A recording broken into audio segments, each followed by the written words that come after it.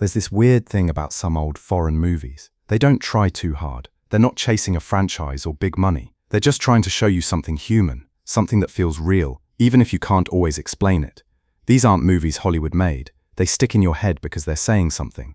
And the more you think about them, the more they start to make sense in your own life. Here's 7 of them.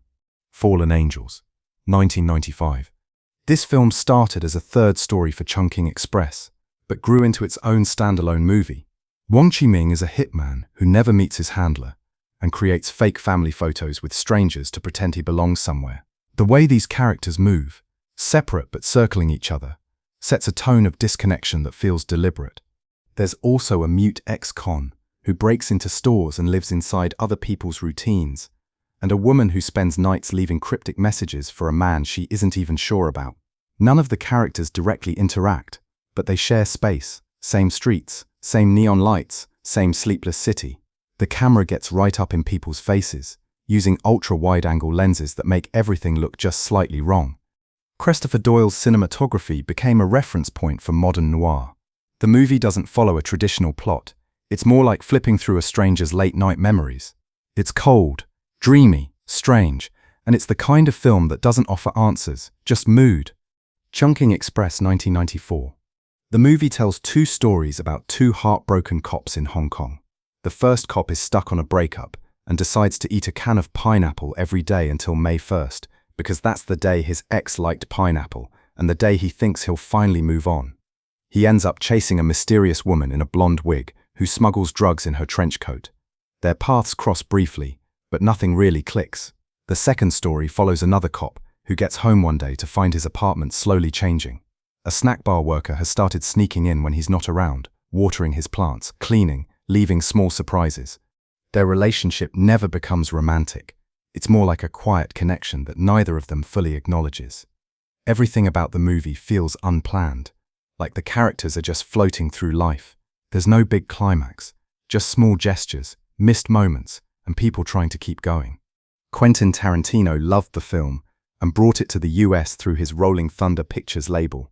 He called it one of his favorites, and honestly, it's easy to see why. It's about emotions more than events, and it stays with you, even when nothing much happens. Haine, 1995. The whole movie takes place over one day in a Paris suburb, right after a night of riots.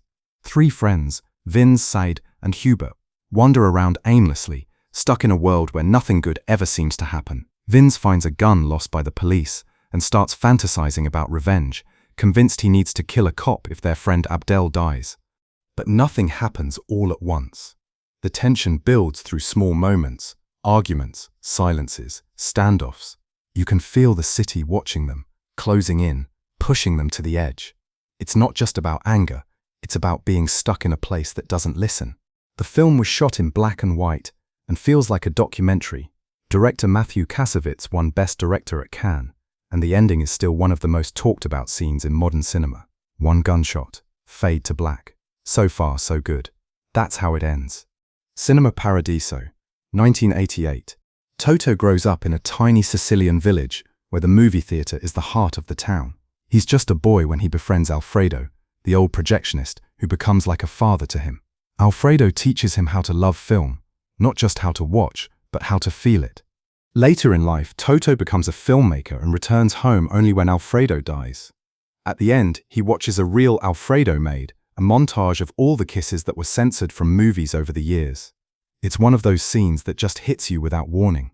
The film uses soft lighting, slow pacing, and Morricone's music to wrap every memory in warmth. There's a director's cut with a lost love subplot that adds more depth, but even the regular version feels complete. It's about growing up, letting go, and how movies help us remember the people we lose. 3 Colors. Red, 1994. Valentine is a model and student in Geneva. One night she accidentally hits a dog with her car and meets its owner, a retired judge named Joseph Kern. He's cold and reclusive, and he spends his time eavesdropping on his neighbors' calls. Interested of walking away, Valentine keeps coming back. Their conversations become strange and philosophical. They talk about fate, guilt, and how lives connect without people knowing. And in the background, she keeps running into a young law student named Auguste, but never quite meeting him.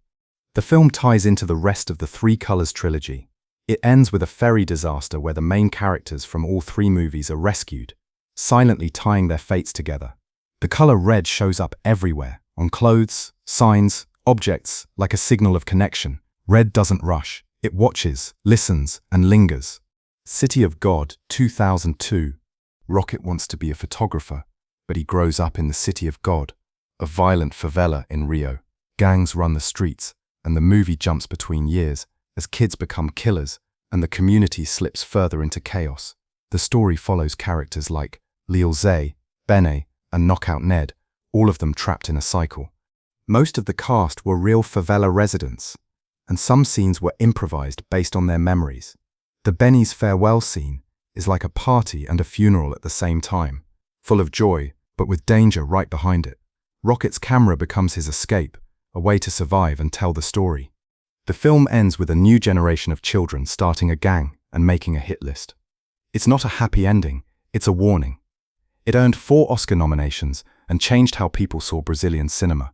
City of God is about survival more than redemption, and it doesn't look away. Each scene feels like a step closer to a version of him that might have survived if things had gone differently. Peppermint Candy, 1999. It begins with a man stepping in front of a train, quietly saying, "I want to go back." From there, the film does just that. It rewinds through 20 years of his life, one chapter at a time, showing how he became the person who stood on those tracks. You see him first as a man destroyed by time, but then slowly you meet him again during his days as a violent police officer, a failed businessman, a cheating husband, and eventually, a hopeful, gentle young man in love. Each segment pulls you further into his past, peeling away the harshness and revealing the innocence that once existed. The way it builds backward makes every moment feel heavier, like you're watching hope disappear in reverse. This reverse structure was a bold and original move in Korean cinema.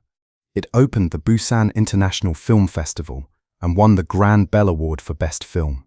But what makes it powerful isn't the structure, it's how personal it feels. The story mirrors South Korea's own history, its student protests, violent military regime, and economic shifts. The film doesn't present these events with speeches or big scenes. It shows how those forces quietly destroy a single man's life from within.